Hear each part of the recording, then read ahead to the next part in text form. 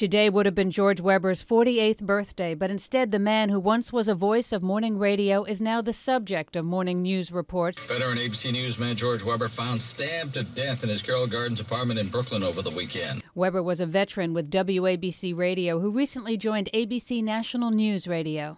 This is George Weber in the WABC newsroom with a live special report. When Weber failed to show up for work on Saturday, his boss called police. Investigators found Weber's body repeatedly stabbed in the bedroom of his ransacked apartment on Henry Street in Carroll Gardens. No sign of forced entry and no sign of a murder weapon. I don't know anybody who didn't like George.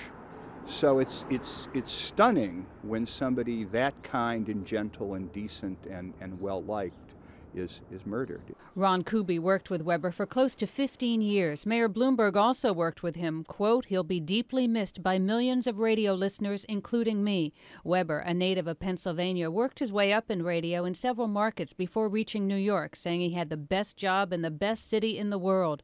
Other co-workers said news ran through Weber's veins 24 hours a day. Big loss for our news gathering information, and a big loss for Brooklyn, his adopted home, because Carroll Gardens is a great neighborhood, and George will be sorely missed. When it happens to a colleague, it's really, really surreal to think that George isn't going to be around and that now we're covering it as a news story.